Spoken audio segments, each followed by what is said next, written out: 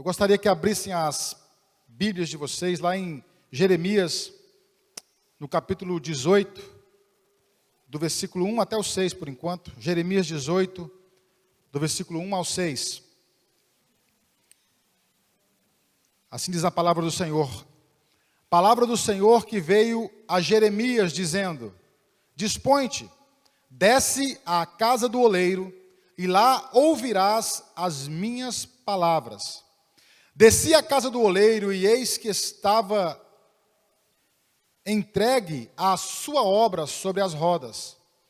Como o vaso que o oleiro fazia de barro se lhe estragou na mão, tornou a fazer dele outro vaso, como lhe pareceu. Então veio a mim a palavra do Senhor: Não poderei eu fazer de vós como fez este oleiro, ó casa de Israel? Diz o Senhor: Eis que, como barro na mão do oleiro, assim sois vós na minha mão, ó casa de Israel. Vamos orar. Pai querido, nós te louvamos nesta manhã, meu Pai. Aqui está a tua palavra, a palavra viva, a palavra que gera em nós transformação, que nos anima, que nos empolga, que nos leva à frente. A palavra do Senhor que nos transforma, meu Pai. Nós queremos te pedir que nessa manhã o Senhor tenha liberdade para comunicar, meu Deus, aquilo que o Senhor tem falado ao meu coração também para a tua igreja, meu Pai. Que o Senhor possa nos ensinar algo muito especial nesta manhã. Nós permitimos que o teu Espírito Santo tome controle desta reunião, dessas palavras que vão sair da minha boca, meu Pai. Que o Senhor possa me usar para a glória do nome do Senhor Jesus, meu Pai. Amém. Amém, queridos? Essa palavra é um texto talvez conhecido da maioria de vocês. Qualquer um que já está na igreja há um bom tempo já leu, já escutou algo sobre esse texto. Mas o Senhor trouxe algo especial no meu coração para estar compartilhando com vocês. E eu queria que vocês repetissem comigo algo, olhando para o seu irmão, aproveitar que o pastor já fez isso. Tem um texto que ele fala assim, ó, então veio a mim a palavra do Senhor. Olha para o seu irmão e fala assim, ó, não poderei eu fazer de você. Você sabe o nome? Se você não sabe o nome dele, pergunta qual é o nome dele, tá bom? Pergunta o nome do seu irmão e fala assim, ó, não poderei eu fazer de você. Não, deu errado. De novo, pergunta o nome dele. Fala assim, não poderei eu fazer de você.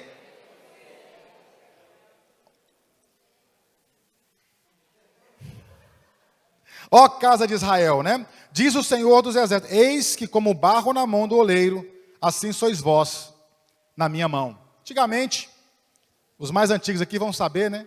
Tinha um corinho muito interessante, vou chamar de corinho em homenagem a uma irmã minha. Um hino muito interessante, né? Que falava assim, ó, eu quero ser, Senhor amado. Eu ia cantar, mas o Lucas me olhou, me constrangeu. Então não vou cantar.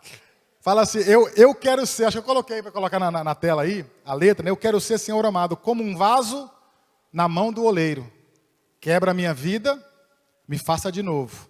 Eu quero ser um vaso novo. A segunda parte fala como é que é, como tu és, Senhor amado. Eu sou o vaso, tu és oleiro, quebra a minha vida, me faça de novo. Era um corinho, um hino muito cantado antigamente na igreja. Né? Muito cantado, né? Era maravilhoso. Só que enquanto a gente cantava, acho que a gente não prestava atenção no que estava cantando, né? Eu mesmo nunca reparei muito a mensagem e que tipo de oração que eu estava fazendo para o Senhor. Eu estava pedindo para ele, ó, quebra a minha vida, Senhor. Meu amigo, quebra a minha vida e me faz de novo. Não que seja uma oração ruim, pelo contrário, é uma melhor oração que você pode fazer. Mas eu fazia sem entendimento antigamente. Era algo muito lindo esse corinho. E eu entendi, queridos, pela palavra do Senhor, eu queria falar um pouco com vocês sobre isso. Nós sabemos que Deus, Ele deu para você e para mim o livre-arbítrio, a capacidade de decidir o que nós queremos fazer, para onde nós queremos ir, com quem nós queremos andar, o que nós queremos falar para as pessoas, o que sai da nossa boca, tudo vem de nós decidimos. Deus deu o livre-arbítrio para você fazer isso. Né? Mas Ele também, quando nós fazemos escolhas erradas, Ele, como nosso Criador, Ele tem o desejo de nos resgatar, trazer de volta para o lugar aonde é o centro da vontade dEle. Né? Se nós continuarmos no versículo 7 até o 10, eu queria só completar isso aqui para a gente fechar o raciocínio de Jeremias. Nós vamos entender que esse texto, querido, eles não se trata de um determinismo. tá bom? Esse texto aqui, muitas pessoas olham e falam, não, mas aqui é o Senhor que faz, o Senhor vai fazer mesmo, independente do que eu fizer, o Senhor tem a vontade dele, ele vai fazer. Mas se você continuar lendo o texto, você vê que não se trata disso. Olha o que o Senhor continua falando para Jeremias, ele fala assim, no versículo 7, no momento em que eu falar acerca de uma nação, ou de um reino, para o arrancar, derribar e destruir, isso aqui é Deus falando, no momento que eu falar isso, aí ele continua, se tal nação se converter da maldade contra a qual eu falei, também eu me arrependerei do mal que pensava fazer-lhe. E ele continua, e no momento em que eu falar acerca de uma nação, ou de um reino, para o edificar, para o plantar, e se ele fizer o que é mal perante mim, e não der ouvidos à minha voz, então me arrependerei do bem que eu houvera dito que faria.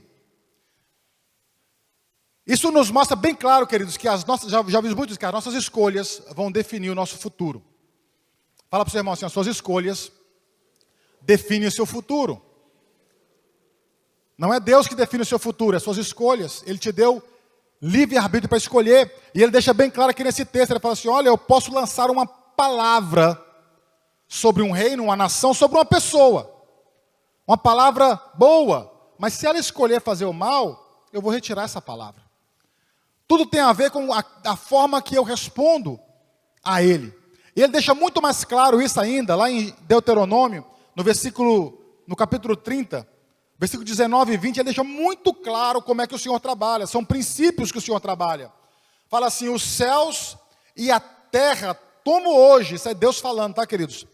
Tomo hoje por testemunha contra ti, porque te propus a vida e a morte, a bênção e a maldição. Deus, ele coloca dois caminhos totalmente opostos entre si, para você e para mim. Ele fala, eu te coloco a vida e eu te coloco a morte. Eu te coloco diante de você a bênção e coloco também a maldição. Aí ele continua falando assim, olha, um conselho de Deus para você e para mim. Ele fala, escolhe, pois, a vida, para que vivas tu e a tua descendência, amando o Senhor, o teu Deus, dando ouvidos à sua voz e apegando-te a Ele. Pois disto depende a tua vida, meu irmão, e a tua longevidade, para que habites na terra que o Senhor, sob juramento, prometeu aos teus pais Abraão, Isaque e Jacó. Então, eu peguei esse texto só para deixar mais claro ainda, queridos, que a escolha é minha e sua. Deus não vai escolher para você. Não existe determinar, aconteceu porque tinha que acontecer. Não. O que acontece na minha vida e na sua vida são escolhas. E Jesus, ele nos deu o privilégio, a oportunidade de escolher bem, de escolher o caminho bom, de escolher a vontade dele, de estar na presença dele, para que nós tenhamos vida. Então, é eu que escolho, queridos, estar nas mãos do oleiro. Não é algo que simplesmente vai acontecer, é eu que me coloco nas mãos do oleiro. Deus fala ali para Jeremias, fala, não, eu vou ser o oleiro para você, Israel. É eu que vou cuidar de você, Aguinaldo, Crermon, Jordan. Eu vou ser o oleiro que vai cuidar de você. Se você entrar ali, imagina a cena, Jeremias chegando, se colocando lá diante da casa do oleiro. Eu não sei por que Deus faz algumas coisas, mas ele sabe muito bem. Ele fala para Jeremias, Jeremias, levanta, desce até a casa do oleiro, e lá eu vou falar com você. Por que Deus não falou na casa de Jeremias mesmo, né? Para que toda essa... Deus sabe como é que Jeremias ia entender aquela mensagem, queridos. Deus fala conosco de forma clara, a gente precisa entender o que ele está falando. E Jeremias desce, e a palavra fala que ele chega lá, está lá o oleiro sentado à mesa, né? Quem já viu alguém fazendo um pó de barro aqui ao vivo? Só vocês. Quem já assistiu o filme Ghost, da minha idade, já assistiu, né? Na televisão vocês já viram, né? Tá lá, né? O oleiro lá fazendo barro, né? Pisando lá na tabinha dele lá e ó, modelando barro. Modelando barro. E de repente a palavra fala que aquele barro se estragou na mão dele. Estava fazendo e o barro estragou. E ele fala que o oleiro, ele pega a própria massa, amassa tudo, e ele começa de novo. Ele faz um outro vaso da forma que ele quer.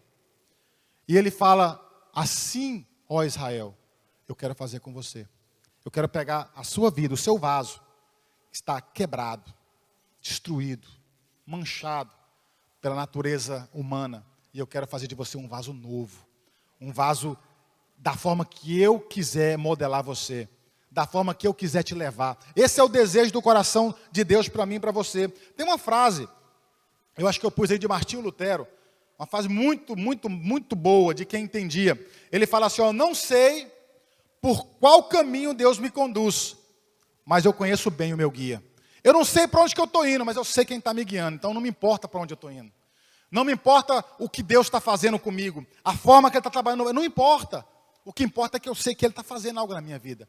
Não importa se eu estou passando por uma situação que eu não entendo nada, eu falo, não estou entendendo.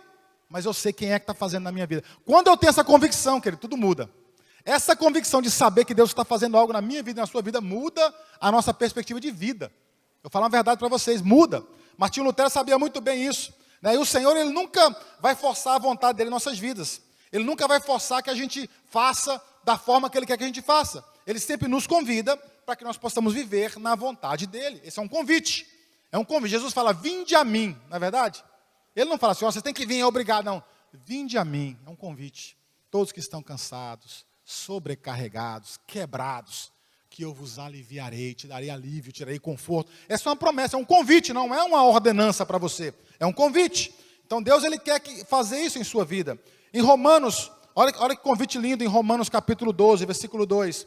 Ele fala assim, ó, não, peguei a versão da NVT que eu achei bem interessante. Ele fala assim, ó, não imitem o comportamento e os costumes deste mundo, mas deixem que Deus os transforme por meio de uma mudança em seu modo de pensar, a fim de que experimentem a boa, agradável e perfeita vontade de Deus. Quantos aqui querem viver a perfeita vontade de Deus, queridos? Eu acho que nós não temos noção do que é viver a perfeita vontade de Deus. Perfeita, algo que não existe falha, não existe, é perfeito.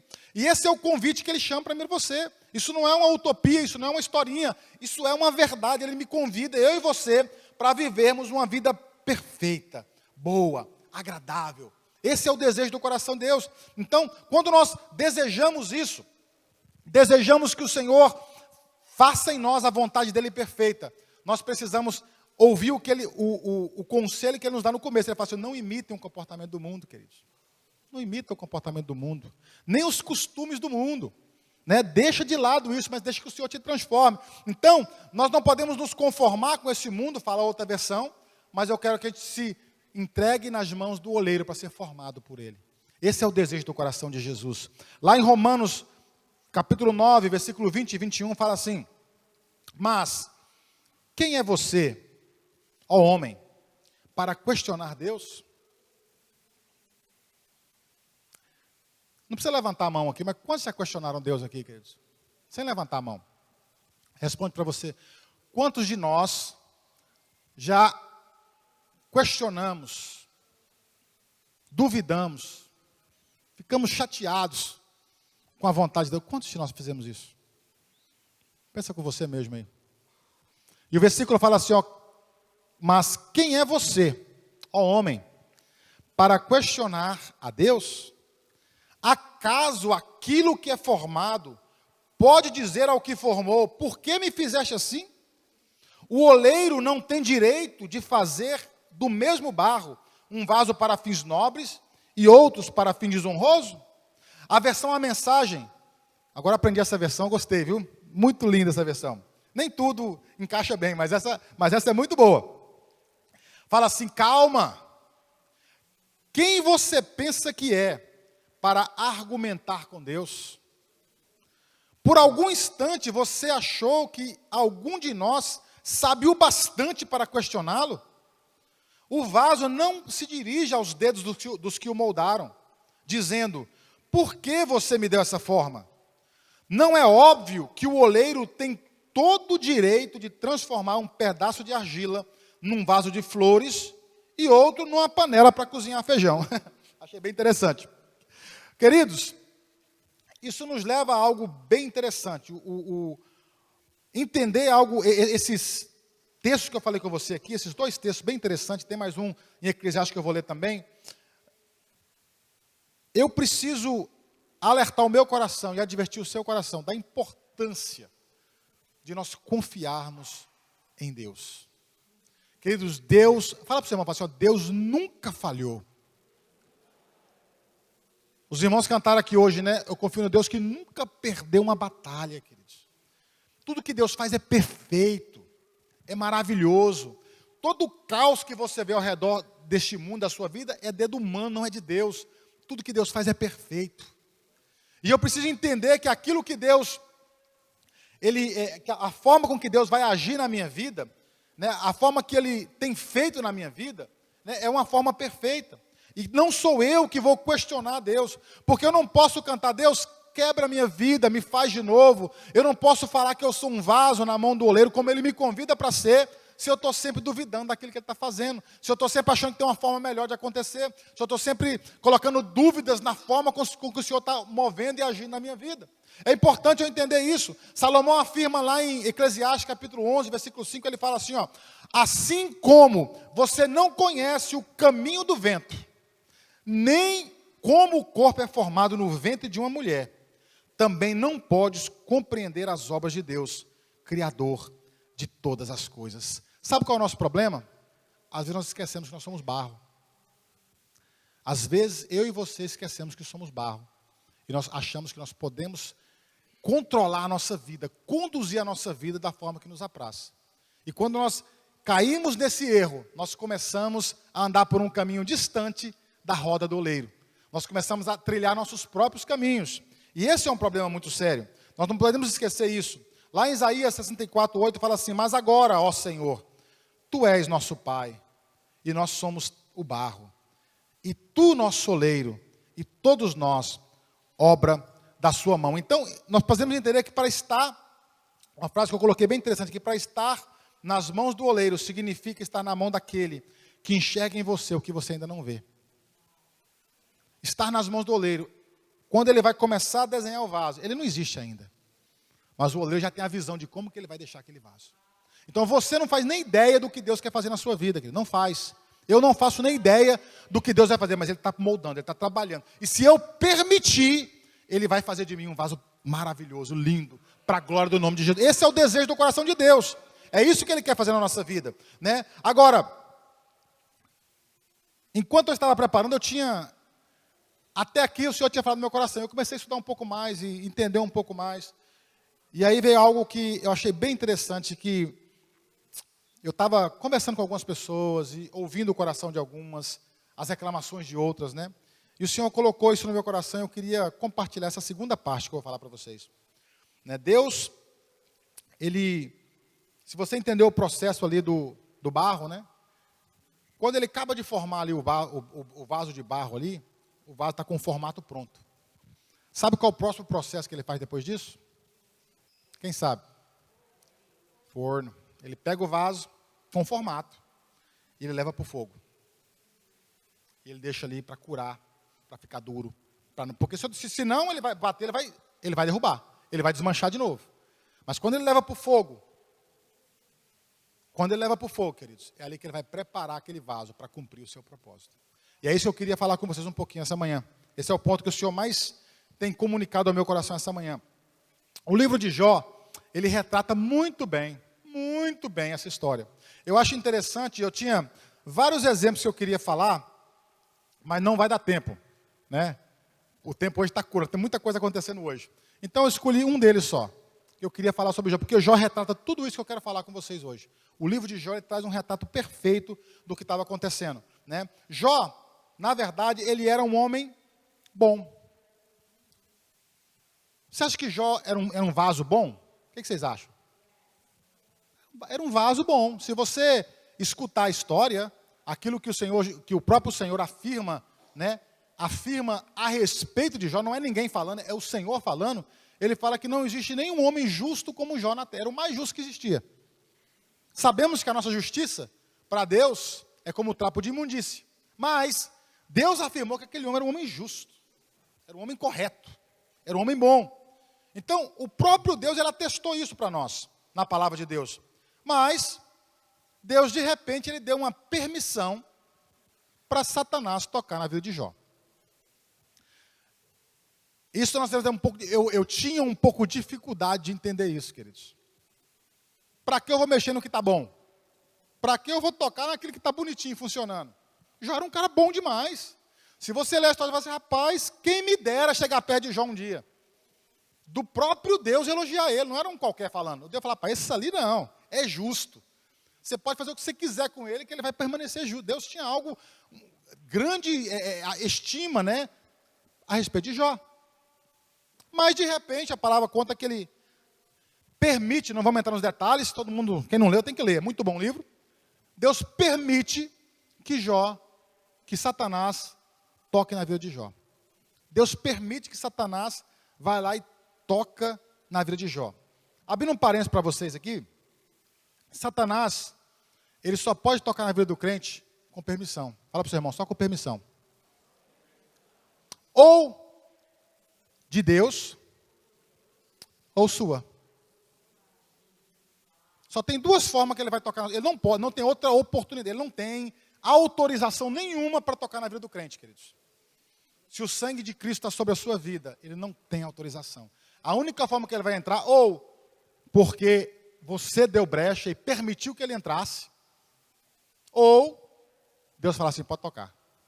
Essa parte é difícil de entender às vezes, né? Quando eu falo, tudo bem, mas por que que... Mas Deus sabe o que faz, queridos. Eu acho interessante ter um texto, bem rapidinho, eu acho bem relevante esse texto, lá em Lucas 22, 31 e 32, quando Jesus está falando com o apóstolo Pedro, né? Jesus fala para ele algo bem interessante, ele começa no versículo 31, ele fala assim, ó, Simão, Simão, eis que Satanás vos reclamou para vos peneirar como trigo. A mesma coisa que já Satanás pediu para fazer com a vida de Jó, ele chegou diante de Deus e falou assim, olha, eu quero peneirar a vida desse caboclo aí. E aí, Jesus está contando para Pedro, ó, Satanás pediu para peneirar a vida de você, não é só dele não, de vocês, daqueles que estão comigo. Eu imagino Pedro, né, falar assim, mas o senhor não deixou não, né? O senhor não vai permitir um negócio desse comigo não, né?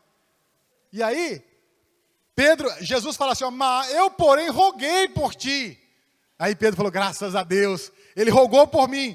Ele rogou para quê? Ele fala, para que a tua fé não desfaleça. Eu permiti. Ele vai peneirar a sua vida. Querido. E nós vimos que a história mostra isso, não é verdade? Mas a oração, Deus, eu roguei por ti, para que a tua fé não desfaleça, pois quando te converteres, fortalece seus irmãos. Aquela peneirada que Satanás ia fazer, quer dizer, era para fortalecer aqueles homens, para poder ganhar o mundo, para poder fortalecer os irmãos, eu e você aqui até hoje. Então, quando Deus permite, quando a permissão vem de Deus, querido, tem um propósito muito maior do que você imagina. Deus não permite só para ver você sofrer. Deus não permite só para ver você, vou deixar para ver o que vai dar. Não. Quando Ele permite, Ele tem um propósito. Quando é permissão de Deus, tem um propósito grande na vida dessa pessoa. Ele não brinca com essas coisas. Quando nós permitimos, não, aí é coisa nossa. Eu deixei ele fazer, ele foi, cirandou, brincou e destruiu a nossa vida. Porque esse é o objetivo dele, roubar, matar e destruir. É isso que Satanás quer fazer. Mas quando Deus permite, esse texto deixa bem claro, Jó também deixa muito claro isso. Né? Esse texto deixa bem claro, eu vou deixar, ele vai peneirar a sua vida, mas eu orei para que a sua fé não desfaleça a hora nenhuma. Esse é o desejo do coração, só para deixar claro isso. Então Jó, ele foi totalmente quebrado, queridos. Totalmente quebrado. Se você já leu ou já ouviu a história de Jó, ele foi totalmente destruído. Deus permitiu, falou para Satanás, pode tocar em tudo dele. Só não toca no corpo dele. Satanás foi lá e destruiu tudo. Tirou os 10 filhos. Tirou todos os bens dele. Fala que ele era o homem mais rico da terra. Tirou todos os bens, deixou ele na miséria. Não satisfeito, ele voltou e falou, está vendo? Deus falou, ele continuou firme. Aí Satanás falou, o que não daria um homem por sua vida? Deixa eu tocar no corpo dele para você ver se ele não nega o Senhor. Deus falou, vai lá e toca. Satanás vai lá, toca na saúde, fala que ele tinha feridas no corpo, querido, que ele ficava com um caco de telha assim, rasgando assim. Imagina, úlceras por todo o corpo. A miséria, não dá nem para imaginar, queridos. Satanás só não levou a mulher dele, ela ficou ao lado dele, perturbando ele. A mulher não levou não, ele tinha um propósito. Cuidado, hein, querido? Cuidado, mulheres e homens. Você pode ser usado para coisa errada. A mulher dele ficava lá, o que você está fazendo? Por que você não amaldiçoa Deus e morre? Amaldiçoa Deus e morre, que vida é essa, né? E ele fala aquela frase linda, né? Fala assim, olha, você fala como uma louca. Deus me deu, Deus tirou, bendito é o nome do Senhor. Deus, ele não me deve satisfação nenhuma. Mas durante o livro de Jó, depois dessa declaração linda, 3 amigos dele, bem chegados, começam a poder arguir a vida dele. E eles fazem aquela clássica acusação, né? Você fez alguma coisa. Você fez alguma coisa. Isso não é uma desgraça tão grande, não ia acontecer na sua vida se você não tivesse feito algo. E eles começam a discutir com Jó e a falar. E nesse momento Jó começa a se auto-justificar. Jó começa, o que é isso? Começa a se auto-justificar. E se você, lá para o versículo 38, mais ou menos, 38, na verdade, Deus, ele aparece, a palavra de Deus fala que Deus aparece para Jó no meio do rio do moinho. E ele começa a mostrar para Jó quem que ele é. Ele começa a se revelar para Jó de uma forma muito íntima e pessoal. Ele começa a falar para Jó das grandezas. Eu acho muito interessante a forma que Deus usa para falar com Jó. Jó estava se justificando muito, e Deus pergunta para ele, olha, como é que são formados os ventos? Jó deve ter olhado para ele, não, você devia estar lá. Você formou o mundo comigo, porque a forma que você está perguntando, está se justificando, quem é que deu ordem para que o mar parasse aqui e não invadisse a terra? E ele começa a falar muitas coisas da criação dele, mostrando para tudo isso eu fiz, não foi você. E no versículo 40, no capítulo 40, perdão, no versículo 8, Deus dá um ultimato para Jó e ele fala assim, porá em dúvida a minha justiça e me condenará para provar que tem razão. Olha o que Deus fala para Jó, queridos. Você vai colocar em dúvida a minha justiça. E você vai me condenar para poder provar que você tem razão. É o que ele estava fazendo com os amigos dele. Ele estava se justificando. E com isso colocando, deve ser Deus, algum problema aí, entendeu? Mas no capítulo 42, Jó, ele reconhece a sua insignificância. E ele se rende totalmente na mão do oleiro, queridos. Naquele momento, Jó entende o porquê que Deus permitiu que Satanás quebrasse a vida dele. Deus tinha algo para Jó muito maior do que Jó já tinha. Sabe aquela declaração de Deus, aquele é homem justo, aquele é homem maravilhoso? Muito lindo isso. Mas lá no versículo, acho que eu não coloquei na tela, mas no versículo, capítulo 42, no comecinho ali, fala assim, uma oração de Jó, ele fala para Deus assim, bem sei que tudo podes. Ele entendeu, tudo podes, meu amado. E que nenhum dos teus planos pode ser impedido. Ninguém pode impedir a vontade de Deus. E ele fala, eu falei como um louco. Ele entendeu então que ele não podia. E ele fala aquela frase que a gente ouve muito, né? Eu só te conhecia, Deus, de ouvir falar. Mas agora os meus olhos te contemplam. Deus, ele permitiu que Satanás fizesse aquilo na vida de Jó, para ele se revelar para Jó como o Deus verdadeiro, como o Deus Pai, que você e eu conhecemos hoje. Então, quando Deus permite isso, há um motivo para ele fazer isso. Porque, na verdade, se você for analisar toda a palavra de Deus, né, a gente deve entender que quando nós passamos pelo fogo, por tribulação, o que nós devemos fazer? O que nós devemos fazer quando nós passamos pelo fogo, pela tribulação? Até coloquei um quando aí maiúsculo, porque não é se, é quando. Todos nós vamos passar por tribulação nessa vida. Jesus falou lá em João 16:33, fala que no mundo tereis aflições, garantido, mas tem de bom ânimo, eu venci o mundo, né? Não é quando vai acontecer, mas se. Eu coloquei um texto muito lindo lá de Isaías 43, versículo 1 e 2, fala assim, quando passares pelas águas, eu serei contigo. Quando pelos rios, eles não te submergirão. Quando passares pelo fogo, não te queimará, nem chama alguma arderá em ti. Quer dizer, não existe o se, mas o quando. Eu e você, vamos, em algum momento da nossa vida, vamos ter que ser, quando Deus completar aquele vaso ali, ele vai ter que colocar a gente no fogo. É parte do processo que Deus desenhou para mim e para você, para nos preparar para aquilo que Ele tem sonhado para mim e para você, queridos. O objetivo do fogo não é te machucar, é te preparar. É fazer você ficar forte para aquilo que Ele tem sonhado para a sua vida, sabe? O tempo já me deu, mas eu vou só concluir com algumas coisinhas aqui. O que nós devemos fazer, né, quando nós passamos pelo fogo? Qual que deve ser a nossa... eu vou pular um pouco aí, tá, queridos? Só fique esperto aí. Qual que vai ser a nossa atitude quando nós passamos por essa situação, porque nós vamos passar. Qual vai ser a nossa atitude? Vai ser o quê? Questionar, duvidar, reclamar? Geralmente é isso que a gente faz, né? É isso que a Bíblia nos ensina. Lá em Tiago nos mostra algo muito interessante. Tiago, capítulo 1, versículo 2 e 4, fala assim: meus irmãos, olha que conselho lindo, considerem motivo de grande alegria, sempre que passarem por qualquer tipo de provação, queridos. Pois sabem que, quando a sua fé é provada, a perseverança tem a oportunidade de crescer. E é necessário que ela cresça, pois quando estiver plenamente desenvolvida em vocês serão maduros e completos, sem que lhes falte nada. Vai chegar uma hora na minha vida e na sua vida, nós permitimos o Senhor trabalhar em nós, que nós vamos ter contentamento absoluto. Nada vai nos faltar, nada vai nos fazer falta. Tudo que nós vamos estar contentes em si, totalmente, completos em Deus. Esse momento acontece quando nós permitimos que as provações aconteçam e que nós começamos a ter alegria nela e entendemos o que o Senhor está fazendo, né? Para encerrar, um exemplo que eu lembrei aqui agora, quando os amigos de Daniel, Cedraque, Mesaque e Abednego, a palavra conta que por eles terem sido fiéis ao Senhor, tá, queridos? Por eles não terem obedecido uma palavra que era contrária à palavra de Deus, o rei mandou que eles fossem lançados numa fornalha de fogo ardente. Todos conhecem a história. E fala que eles amarraram bem eles e lançaram naquela fornalha, os 3 homens, para queimar, por desobediência ao rei, mas por obedecer a Deus. E a palavra conta que nem um fio de cabelo deles se queimou naquela fornalha, que a roupa deles não tinha nem cheiro de queimado, parecia que eles nem estavam lá.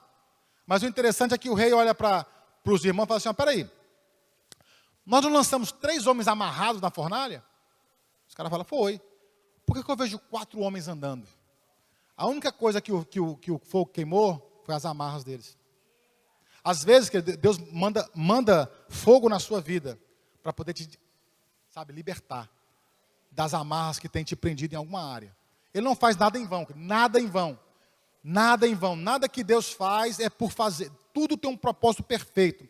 E quando eu e você nos permitimos, decidimos, permitir Deus fazer a vontade dele em nossa vida, aceitamos que nós somos apenas vaso, que eu não tenho o direito de falar para Deus: ai Deus, por que está fazendo? Não, é fazer como Abacuque fala: ainda que a figueira não floresça, ainda que não haja fruto na vide, ainda que o produto da oliveira minta, ainda que não haja gado nos currais, todavia eu louvarei o meu Deus.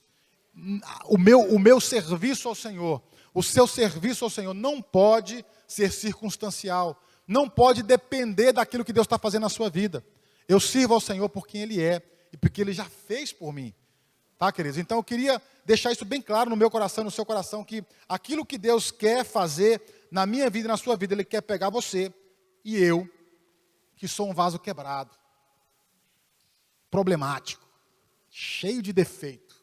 Ele quer pegar esse vaso, Ele quer destruir, quebrar todinho, jogar água de novo, e Ele quer fazer de novo. E quando eu permito esse trabalho do Senhor na minha vida, e depois permito que Ele me leve para o fogo, queridos, não vou nem perguntar para vocês, mas quanto fogo a gente tem passado, queridos? Quanto fogo a gente tem passado na nossa vida? Talvez os mais novos falem assim: não estou entendendo nada, mas quem já viveu um pouco sabe o que é isso, queridos. Quanto fogo.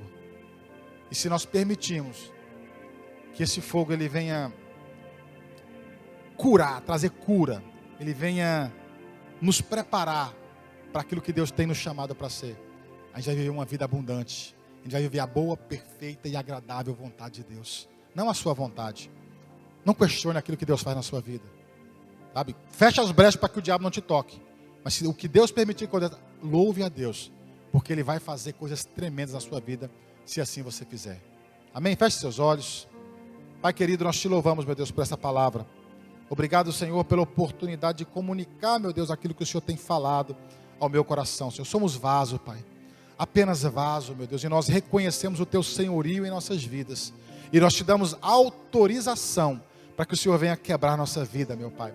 para que o Senhor nos faça de novo semelhantes ao Senhor, parecidos contigo, meu Deus, com o caráter de Cristo, meu Pai. Que o Senhor venha fazer a tua vontade em nossas vidas. Nós nos submetemos à tua vontade e permitimos, meu Pai, que o Senhor venha fazer aquilo que te agrada nas nossas vidas, Senhor. Faça de novo, Senhor. Se nós passarmos pelo fogo, Senhor, eu tenho certeza que Ele não vai nos queimar, meu Pai, mas Ele vai simplesmente nos libertar das amarras, meu Pai, que estão nos impedindo de viver o melhor do Senhor aqui nessa terra, meu Pai. Nós permitimos, te damos autorização para o Senhor fazer a tua vontade, para o Senhor fazer em nós e falar em nós da forma que o Senhor quiser, meu Pai, e que o Senhor venha achar aqui corações, meu Deus, prontos, abertos para receber essa palavra, meu Pai, e para se entregar nas mãos daquele que não falha, nas mãos daquele que não perde batalha, meu Pai. Tu és o nosso Senhor, Tu és a nossa provisão, e nós te louvamos, meu Pai, por tudo que Tu és, em nome de Jesus, Pai. Amém. Graças a Deus.